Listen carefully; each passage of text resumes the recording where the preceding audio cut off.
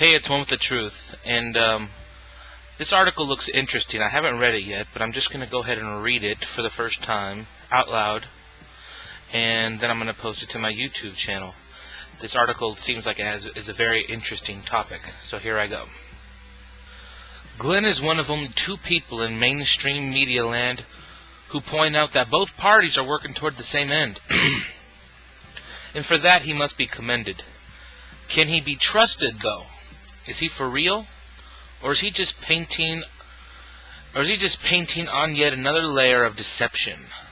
Is he a willing participant in the establishment's attempt to co-opt the surge of Constitution and rule of law supporters that emerged and coalesced around Congressman Ron Paul's run for the presidency in 2008?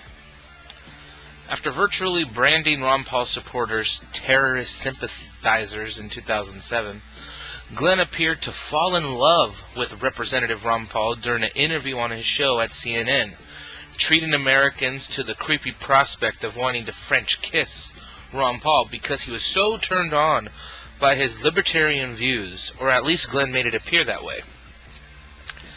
Now Glenn has migrated from CNN over to Rupert Murdoch's Fox network, and he appears to come out ever so stronger in favor of the views most commonly held by Ron Paul supporters and constitutionalists around the country.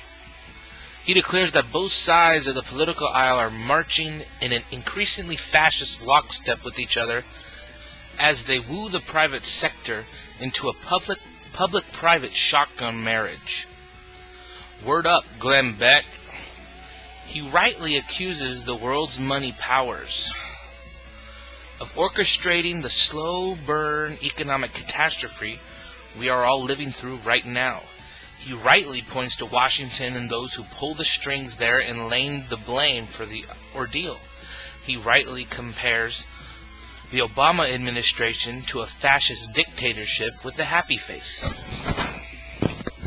The big question is whether he really means what he says, or whether it's all yet another tightly knit layer of smokescreens in preparation for yet another end run around the rule of law, pre-planned by those who ultimately cut his paycheck and designed to subject Americans to yet another political whiplash experience when it comes time to support the next CFR selected presidential candidate of the Republican Party.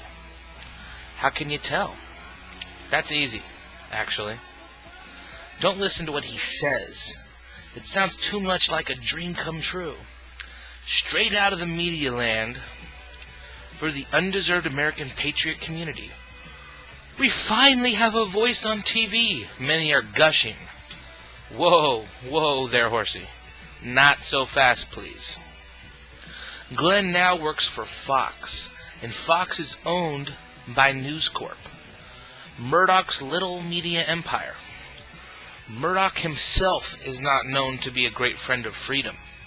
In fact, not long ago, his network entirely and most effectively shunned Congressman Ron Paul by failing to invite him to its pre-primary roundtable discussion in 2007. Now, suddenly, Neil Cavuto and Glenn Beck are both all over Ron Paul. Why? Rupert smells a market niche. Nick, or whatever that, how do you spell that?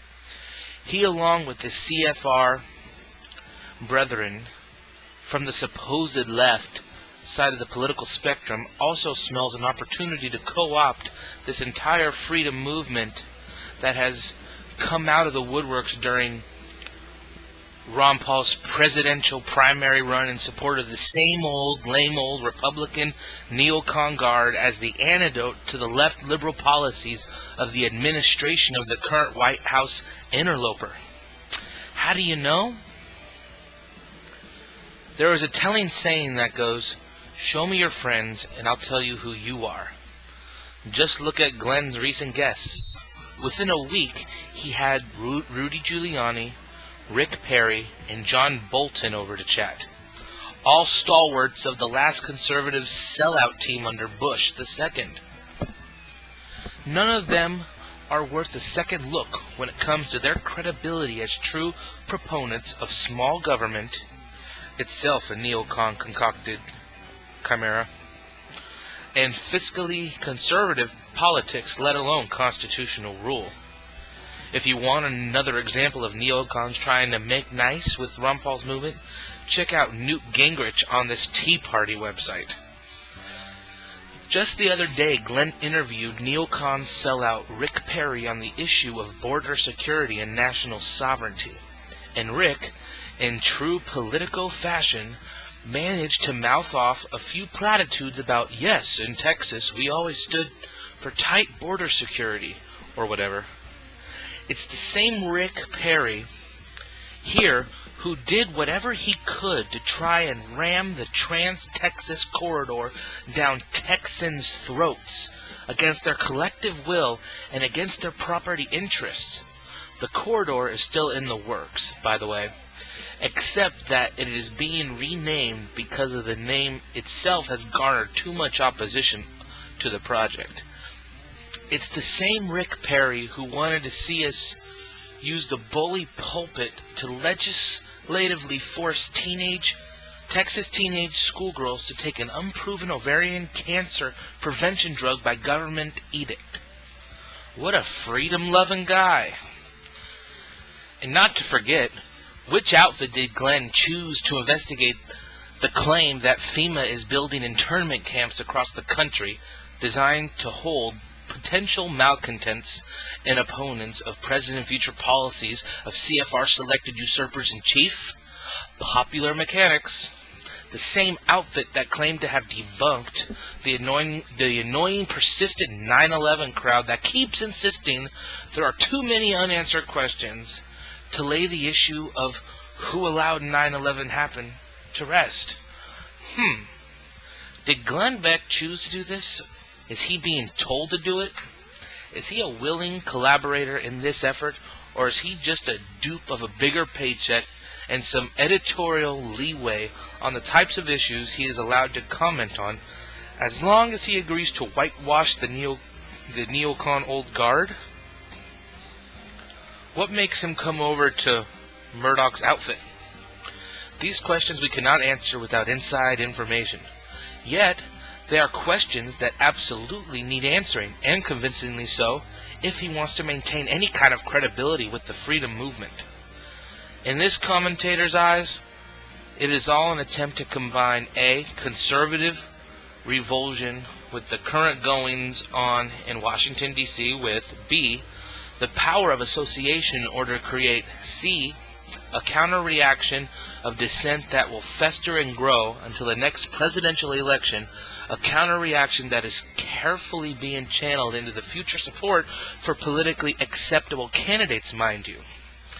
By repeatedly seeing the above-named characters associated with the TV commentator who most reflects freedom-loving Americans' views can do wonders, or so the circles around Murdoch appears to hope.